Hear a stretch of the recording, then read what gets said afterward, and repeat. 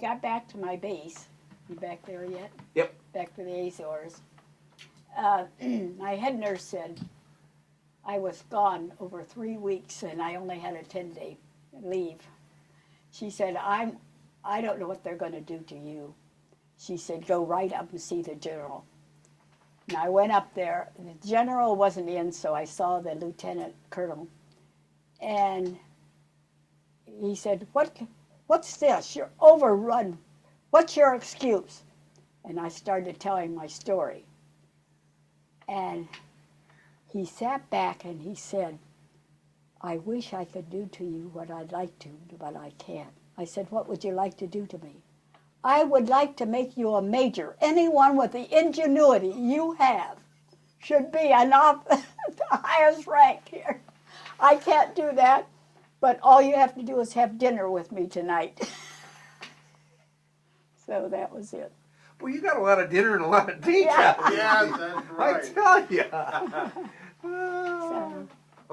That's amazing because, again, as I said, one, you're in a foreign country, so there's both the servicemen, but the non-English speaking in different countryside and all of that. And just getting to where you're going just seems like such a process. And the war's going on. And you're kind of a tourist. Yeah.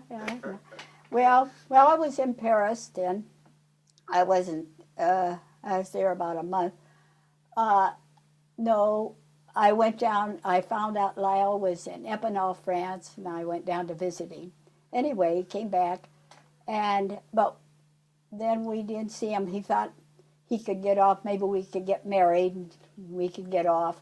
After we had been in Marseille, we had put in our application to be married. And it takes a long time. You have to go up through the generals. Anyway, it was approved, but we had in no way. And one day, it was in September, and we got there in June. In September, I hadn't heard from Lyle for a long time. I was in Berlin. Yeah, he was Berlin by that. But I hadn't heard from him. He called me about 6 weeks before. But I hadn't heard from him, so I said, one of my girlfriends and they asked for volunteers to go to London to work in a clinic for a month. And so I talked into one of my girlfriends to going with me. And I said, let's go just for the adventure. I haven't been to London. So we did. The night before we were to go, or 2 or 3 nights before we could go, we decided to take the bus and go downtown and see a movie or see a play. And so we're sitting on the bus, and she's looking out the window, and her eyes got real big, and she went, and I said, what's wrong? And she looked out the window, and there was Lyle. He said, I just came up. He said, I have a 3-day pass. I thought we could get married.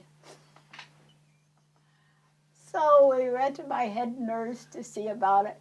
And she said, oh, I don't know if you get married that quick. You have to get all these lab tests. You have to have a syphilis test. You have to have, all this and everything. So she said, go right down to the lab and see about taking some tests. And so we did. We took the test. And we went to the chaplain there. And we had we had engaged the American Cathedral of Paris in Paris. And all my gang came, and we got married on Saturday, September 21st, 1945, at the American Cathedral of Paris. And my girlfriends and else in my outfit had all chipped in and got champagne and had the Red Cross put on this big dinner for all of us. And we went to that dinner. We had gone to the colonel at our base to see if I could have a honeymoon in Berlin. And they gave me how long was it? 3 days or 5 days, 5 days to go to Berlin for our honeymoon. Because he had to leave. He only had 3 days. And we went up to Berlin after the marriage. We went to Berlin. and stayed in his apartment. They had apartments there. And that night, first night we got there, they heard about us. They had at the officers' club, and they had they were having their usual dance. And they said, well, you know, you have to dance with the colonel. And he was dancing with Marlene Dietrich that night. And then he danced with me because it was a marriage ceremony thing. And he said, you're a better dancer than Marlene is. Which was true. Then I went back and I had enough points to get out of the service. And so I got out in late October and went back to New York and back to Ohio to my folks. And Lyle was supposed to come back on January 3rd to New York. And so I met him there. And then I went back to home while he had to take the train and go back to Washington State and be discharged.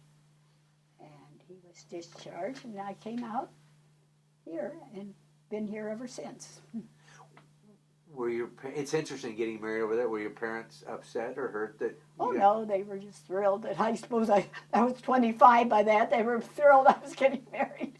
So how did Mr. Romantic propose to you? He just said, I've got a 3-day pass. Do you want to get married?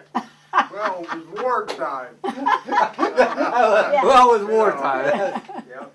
You were just trying to get her before one of those other guys got her. I understand. Right. Was I lucky? Yep. It's interesting because now fast forwarding a little bit, World War II, and again, I know your political beliefs of the day. I think that How do you my compare 'em? experience with those wounded soldiers, when I saw those wounds and taking care of those soldiers, I said, war is not the answer. I'm going to spend the rest of my life working for peace. And we started in working for peace. We went to every march to ban the bomb. We protested every war. We worked in peace groups. We worked with the Friends. We worked all over. And we're still working. Our last march was just this winter. We went to a protest march just in February, I believe it was. And that would have been against, just so I can annotate, that would have been against the Iraq War Yes. in the winter of 2007, 2008. Yeah, that was our last one. Have we learned anything? No. It just seems like we're still going to have wars. But it's made me a peace activist, and my husband too. That's what the war did to us. We saw the results of it. It's interesting because you talk about coming home and getting active right away. Was there Well, you don't know if you're getting active right away because you don't, but I knew I was peace-oriented, and when I heard of things like the University Military Training, I didn't want that.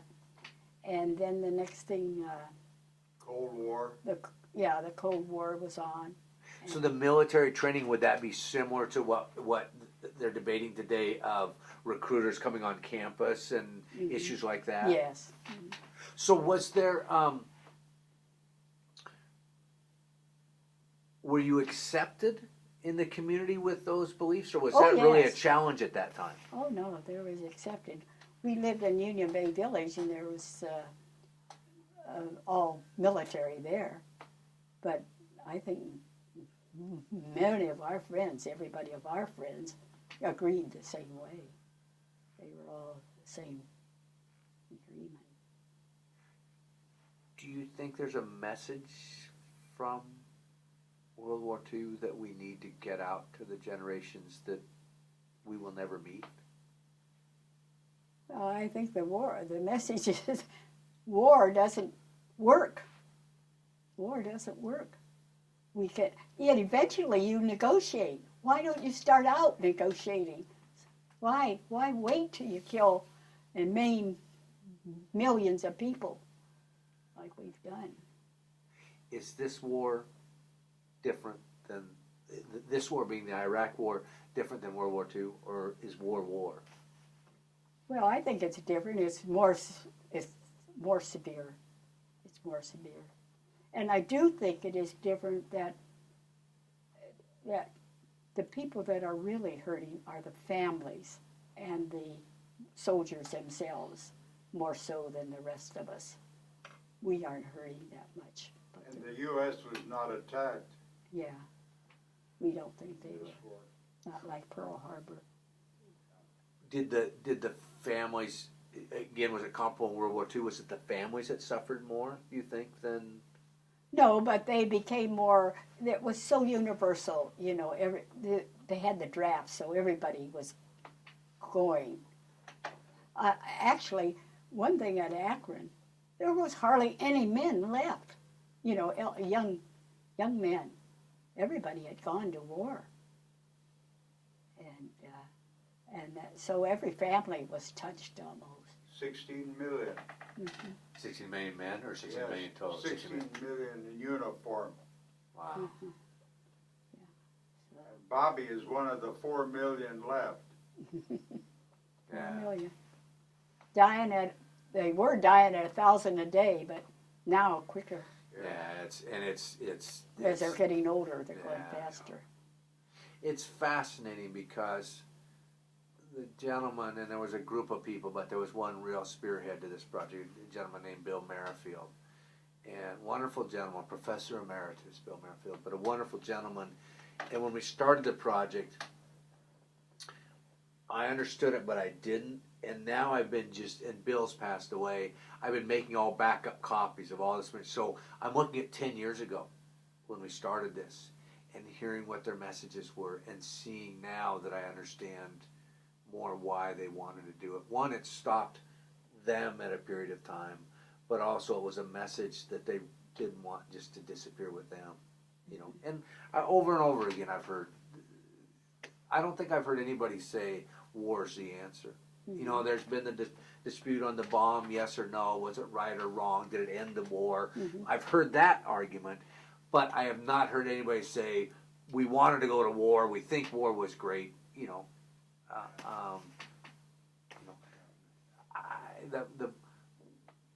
The hard one always is to get is the answer where you gave an answer. Why not negotiate earlier?